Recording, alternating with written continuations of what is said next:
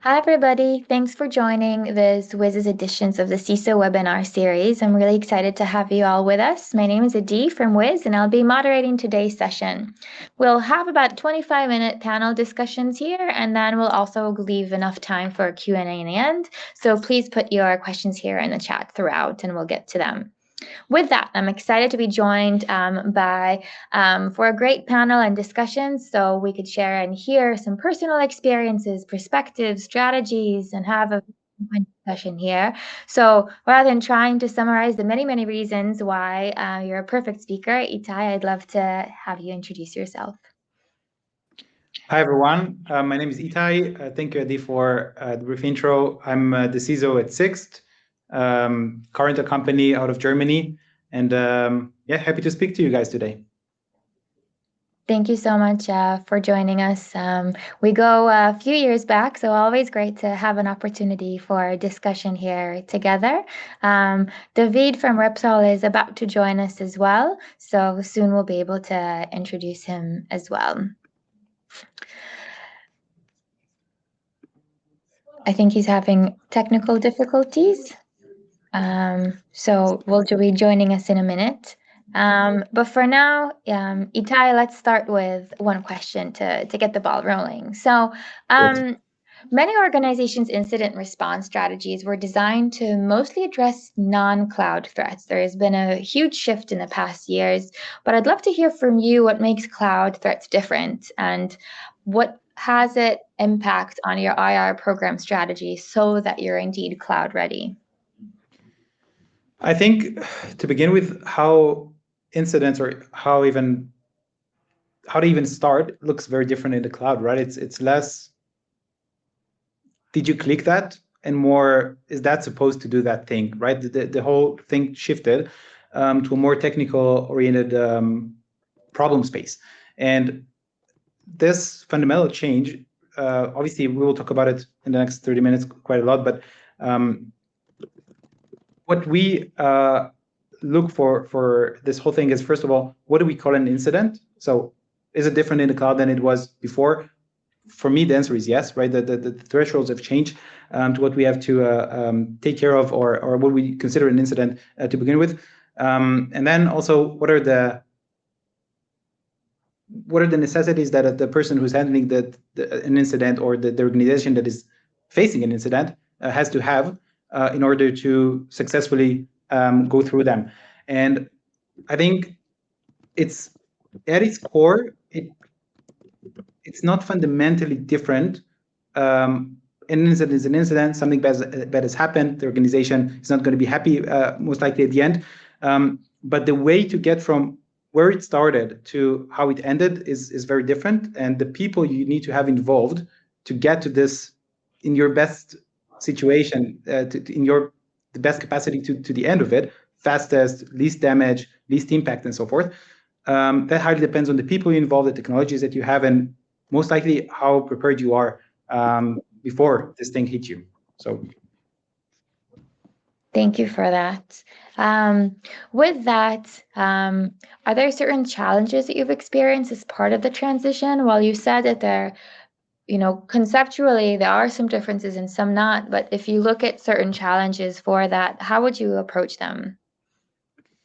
So I think if I mentioned before, it's less about, if you look at our security operation teams today that have to deal with cloud stuff, cloud incidents, it's not necessarily an incident. Sometimes it's a signal that shows you that something wrong might be going on. When you deal with systems with operations that are more human-based, it's a lot more. You go and ask, you figure it out. It's more tangible. It's sometimes more. It's easier to grasp. And when you look at signals that are showing, again, something abnormal that's happening in the cloud, it's not always easy to figure out if it's even supposed to do that, right? First of all, so many different technologies come in every day, so not everybody is aware of who's bringing in what. The business is moving very, very fast. Sixt has hundreds of engineers. We're very cloud native. We have a lot of innovation happening all the time. I can barely keep up, and to expect that security teams can always figure out what's going on, which technologies are there. It's very hard. And then when those technologies interact with each other, or at least some stuff are happening that you didn't know that they were there before because somebody implemented them this morning, it's very hard to know if it's even meant to happen or not, and then to figure out who is there to ask, because it's not a person. It's sometimes a lambda. It's sometimes something else that you have to query. That was a very big challenge. First and foremost, understanding the landscape, which is constantly changing. And then I think that what we try to do to face this challenge is to not leave the SecOps team, we call them SecOps, alone in this fight. So it's not them alone to figure out everything that's changing all the time and try to keep up with this pace. It's finding a way to bring together also the teams that are implementing changes, to find a way to correlate changes in the environment, events that the SecOps team are seeing with the engineers. And we've done a lot of stuff to enable that, right? We have something I personally really like. We call it the Security Guild. We have over 100 engineers from around the company just sitting around every couple of weeks and discussing changes. What could, not what like roadmap stuff, but rather this thing could impact. So please be aware that this might affect you. And I think those discussions, just not necessarily super structured, already put us several steps forward to for the security team to actually be able to expect what is coming. And the other way around was also very important. So to be able to show the tech community here at SIX, but also business persons, product owners, and so forth, what are the things that are creating incidents or sending bad signals to the security team, and to explain to them when they need to take a step forward and help this thing work together. So we try to bring not only security to the cloud or the cloud to the security, but we try to bring them to somewhere in the middle. And that's pretty, I would say, not an easy journey, but it's paying off. It's paying off very well for us. That's interesting. So when you're talking about the shift, you're talking really the fact that it's not necessarily just technology. A lot of it is people and process. And as part of the people and process, you need to get the wider team on board and also sort of shift left to shift right, if I'm sort of summarizing a few of the items that you're talking about, which is really interesting to me. And if we then take the other side of it, which is more the technology side, which we haven't addressed as much yet, how are you really using technology to improve your incident response, specifically for the clouds? And are there, similar to what you said about the meetings and the processes you've had, what are the different wins that you've had already based on technology? I think we're trying first and foremost, and I'm sure we'll get to this in a minute, reduce complexity. So whatever we can do, again, we're talking about incident response. We're not, I mean, this is the core of this thing, right? Something happens and then how do you deal with it? When stuff happens, you have to be able to very clearly, so to create clarity and to very clearly define what is happening and who is doing what and what is it even that we're talking about. And we try to leverage technology for visibility, but not only. So it's also for the communication platforms. It's also for even the standard forms or processes that we use, so that everybody knows why the next step is what's happening now and who's doing what in this whole thing. That helps teams focus on what their part is and not to try to figure out everything again and again, trying to invent the wheel every time something happens. So reducing complexity it's a very big thing for us. And the second one is, I think we're trying, again, as I said before, to bring the context, the whatever expertise it is that engineers might have on a certain system to the security team, so that they can perform better and they can support this incident investigation, the whole process, the containment, the remediation, and so forth better. But also to try and bring, and this is a little bit more difficult, to bring this security operations mindset or the security mindset to the engineers who are, it's impossible not to involve them in an incident now. So they have to be somehow involved. And instead of having this, please deliver me this log, please send me this thing, and so forth, that you might see in some cases, it's more trying to clarify the thing I'm trying to get now. Can you help me figure out the answer to that question? And this is something that requires, yeah, it's process and people, but it's eventually technology helps really speed things up. Thank you for that. I appreciate. So, if I sum up a few of the items that I've listened to, one, visibility is always, I think, everybody's goal across the sort of cloud security strategy as a whole. But I've also heard democratization and how do you work across the teams through technology and prioritization on top of it as well. As if I connect it also to what you said before about people and process, even if there's a knowledge gap, technology and the right prioritization could potentially mine for that gap. So really interesting perspective, Itai. I really appreciate it. And we just had David join us. So David, would you like to quickly introduce yourself and then I'll shoot you a question as well, if you can hear me.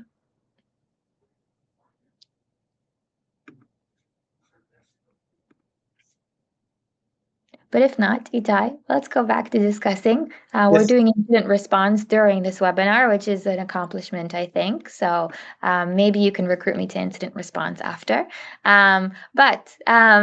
You know, we've known for quite some time, and I think your background is extremely interesting.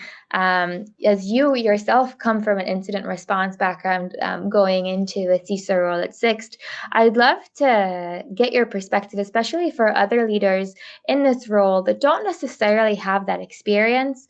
What are your top recommendations for leaders and for CISOs today, pulling from your experience as well as an incident responder? And how has that sort of brought a different mindset as well, as you discussed the mindset a few minutes ago? Yeah, so I was very lucky to take part of, not as an employee, I would say, not as a company that as a CISO, obviously, but I was very lucky to take the incident responder side of looking into incidents and really live, big, high impact incidents. And I think they all are very different, but at the core, at the essence, there are certain things that connect all of them. And I think the bottom line of an incident is how well did the organization get out of it? So how much impact did they suffer? How much money did they lose? Or potentially how much they could have saved if they were faster or better? I think one of the core pieces that connects all of the incidents that I've done in the past years is time. The faster an organization can get the ball rolling, so to get to this state where people more or less know what they're supposed to do, people know the vision, the plan, the where this thing is going. This factor, the time factor to this point of time, significantly reduces the impact eventually and how quickly they can recover and get back to operations or reduce the damage. And at least from my perspective or my experience, where organizations waste the most time to get to this point is where something happens, everybody's usually motivated to jump and help. Everybody tries to do everything. Everybody has an idea. Everybody has a concept. Everybody has something, and it's very hard to work together. It's very hard to define who's doing what, and there are a lot of the times efforts that actually damage the company's efforts to actually get out of the incident. And the best way to not have this mess is practice. Obviously, you can plan, you can write conference pages, you can do a lot of stuff, but eventually you have to practice. And the way that you practice, you could run some tabletops, and those things are also important, obviously. But I think organizations sometimes forget that even they have a lot of opportunities to learn. So what we do at Sixt, we take even things that, I don't know, you might not consider an incident. It's nothing happened, nothing materialized. It was even just an alert that was even a false positive, but it was serious enough to involve several teams. And then we take that and we say, okay, did everybody respond in time? Did everybody play their part? How long did it take us to actually get to this point where we are looking into the data that we got at, that it's aligned, who's doing what? And we're definitely not perfect, but every time we have this practice, and we sometimes force it, we force to have this practice, we get much better. Only good things come out of it. And I think, at least for us, what we see is it creates a lot of innovation in the incident response area, where teams come, even engineering teams come from themselves and say, hey, let's add a monitoring here so that next time something like this happens, I will also do that. And so often it's not even teams that were involved in the so-called incident, but it's teams that heard that something might have happened and they also want to be ready for if something happens for them. So these practices, when it's real, when something really happened, there's something tangible to hang on to. I think organizations should really leverage those and really use them to learn, not to only show to the board. That the CISOs like to do that, right? We like to show to the board that there is a risk, that we pay the money or our budgets justify themselves. Fine, we need to do that as well, but we also need to take those to our teams and see that the operating model, that everything is tight, and we learn every day, and I'm sure like we can just get better and better every time. Let's double click on that actually. I'd love to hear what metrics are you using. I've also had a recent interesting conversation with CISOs at one of the Wiz CISO events, and we've talked about metrics as well as happy metrics. So metrics that create motivation and metrics that are just important to report on. I'd love to hear on both ends, what are metrics that you continuously monitor and what are sort of happy metrics that you use to motivate the team, but sometimes also give reassurance to the board. So I think here KPIs is always tricky, right? It depends highly on how do you define an incident, for example, because if you measure time to respond, then it all starts with what is an incident. And I think it's a double-edged sword, because the more maturity you have with what you call an incident, or what you would now investigate or deep dive into, the worse your KPIs would look. Because if you include more and there's more to grasp and the investigations become more and more deep, the metrics would go down. So I think the KPIs themselves, like what was my time to respond or to contain? Yeah, but what did you contain? How deep did you investigate, and so on? It's a good tool to make sure you're in the right direction and not moving in the wrong direction. But I don't think it's a great way to really practically measure improvement.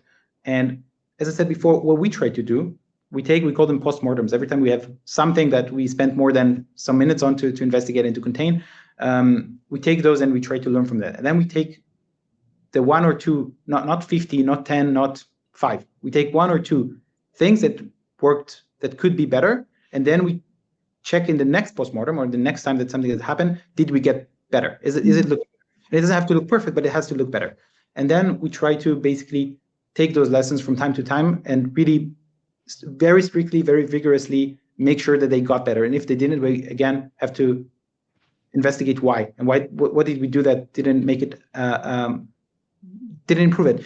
And eventually, I think KPIs are great. It's nice to report green stuff, or not so nice to report red stuff, but eventually you really have to sit down with the security teams, with the engineering teams, and look each other in the eye and say, did we do better this time than last time, or we didn't? And I think that to me as a CISO, that eventually what really matters. Thank you for that. And if, we're looking 6 to 12 months from now, what are sort of your big blocks of strategy that you're focusing on to help strengthen your security operations for the cloud or incident response program for the cloud?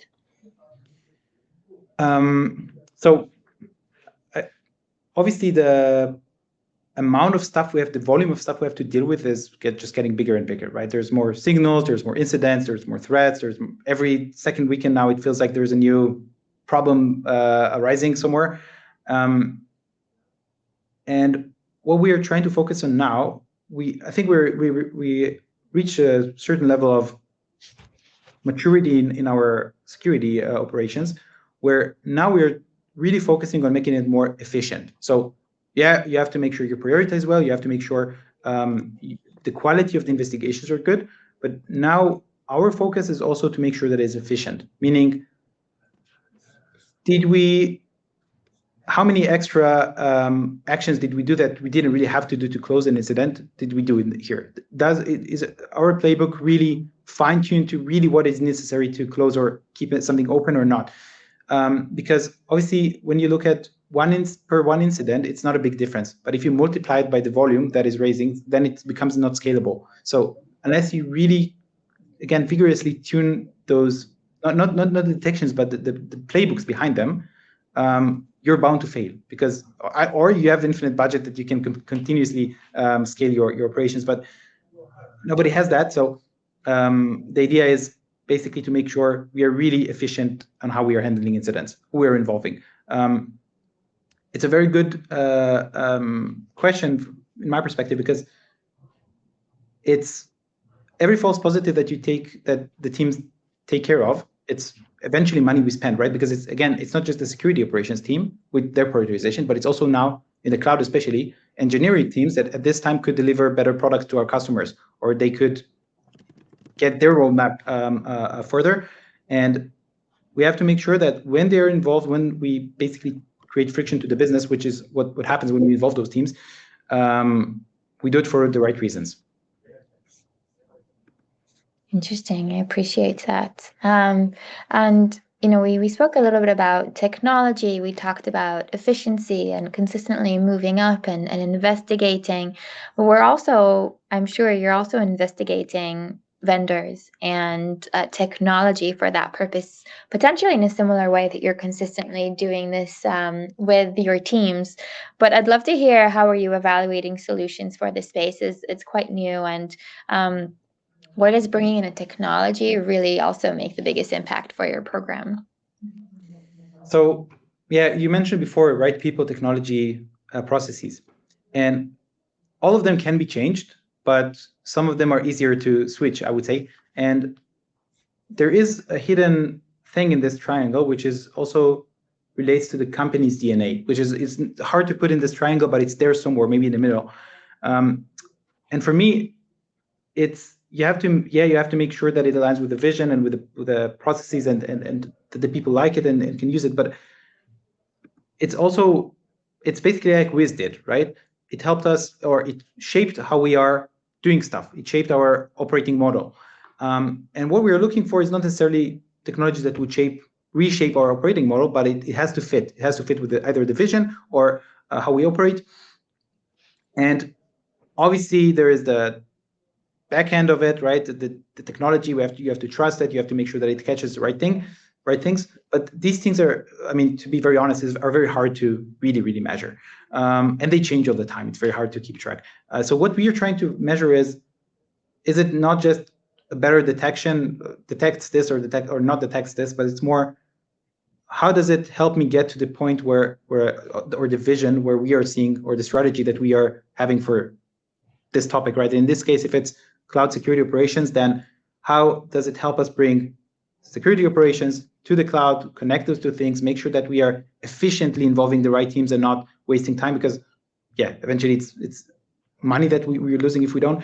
And this thing just has to really fit in the whole, or as good as possible within this whole ecosystem. So this, to us, is the very, very first line of how we choose a vendor in all aspects, by the way. That's interesting. And you sort of mentioned detection as well as response. And in a sense, these are two areas that are equally important and related, but sometimes there are different technologies that help you for either detection or response. But I'd be curious, especially for those that are ramping up their program for cloud detection and response. Do you start with detection? Do you start with response? Is it simultaneous? How would you sort of think through this process as you're starting your move to the cloud? I think you don't do this linearly. So and I also think it's not super linear, right? It's a cause and result kind of relation, right? So you have to have something that helps you respond well. And there it's also a lot of soft stuff. It's not just the technology itself, but it's everything we discussed so far. The detection is more technical, right? You have to be able to scale it. You have to be able to build custom things that help you get where you want. I'm not saying that those two things are not tied, but and it's better if they are. Obviously, we love to have things consolidated. We love to have things in one platform or in one area where things are moving more smoothly. But I wouldn't necessarily tie them I would not force to tie them if it doesn't fit. So. Okay. Would you prioritize a technology that tries to do both if we refer back to our technology evaluation question? I would generally say yes. Again, if it's in this, I would not prioritize something that I have to give up on very core things that are important for us just to have it in the same platform. But obviously, if I compare apples to apples and one of them is integrated and one is not, I would obviously choose the one that has both. So yeah, definitely. Amazing. And you talked quite a lot on efficiency and ensuring that your team is efficient, the program is efficient, the vendor potentially is efficient. In that sense, how would you define efficiency if we had to really look through and if you had to advise one of the attendees here, what is efficiency to you? How would you define it? Eventually, I mean, why are we doing this whole thing, right? We want to prevent financial impact for the business or reputational impact, but eventually it comes down to money, right? Imagine we are involving for every small incident 5 engineering teams. By design, we spend, I don't know, 5,000 euros per incident. So one of the metrics as we look at is, did we really need to involve more teams for that? Could we automate it? Could we get this information otherwise? Why did we need to involve them in the first place? If it's to grab a log, why? It's because we didn't have the access. So let's make sure we have the access and also pre-plan how we get it next. So long answer to a short question. Eventually, it's how much money, what was the cost of containing an incident? That is it for us. How do you measure it? Yeah, it's complicated. I don't have a silver bullet for that to answer. Actually do that, but I think we have a pretty good idea when it's getting better or when it's getting worse. And we're getting better, but when we overspend on something, I think teams know it. Fair enough.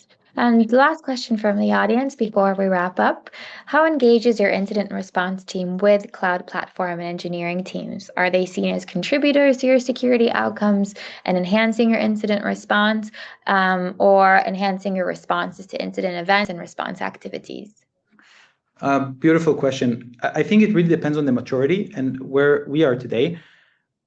Eventually, unless you are 100% sure that an incident is contained within the cloud, which normally you cannot do within the first, I don't know, several hours of an incident if it's real, I don't see how you cannot not involve the both teams, right? The cloud engineers, the engineers themselves, the security operating teams, and so on. And that's why when we build playbooks today, they are completely connected. So it's the playbook starts. There's one conference page, or whatever it is where we documented it, and the incident could start with the security operation teams and then transfer to a task to the cloud engineering team, or vice versa. So there could be something. It could be even a vulnerability, right? That popped up at Wiz. It's a ticket somewhere in somebody's Jira, but if it's critical, if it's touching a crown jewel, if it's whatever, there are some criteria where it automatically goes to the security operating team because there are other actions that we have to take to make sure it is contained and nothing happened as a precaution. So for us, it's not contributor or who is leading what. It's really integrated. We don't see a difference. So we're mostly focusing on, and where it happens, we're mostly focusing on breaking those silos rather than defining who's doing what. For us, it works. Thank you, Itai. Some of the main takeaways I think that I've taken from the conversation with you is if you're looking for incident response in the cloud, you also have to shift left to shift right and not silo everything so that you have a security team that is able to work continuously from end to end in the cloud specifically. And I found that really enlightening, as well as looking for any efficiency metrics and constantly checking even for the smallest alerts, as you would call them, so that you can always create best practices and to be able to sort of be preventative and preemptive based on anything small happening. So when something major happens, you're more ready. And that efficiency is also, and productivity is people and process focus and not necessarily just technology. So these are some of the takeaways I've taken. I'd love to hear any last words from you, Itai, as well. First of all, thank you. It was a great 30-minute discussion. I think eventually it comes down to, and I cannot stress it more, right? After seeing so many incidents out there, take the opportunities that you have to practice and really, even if it's the smallest screw that is not tight, tighten it. Because when something happens, this loose screw is where things are really going to make the difference, whether you successfully manage something or had a terrible worst case scenario outcome.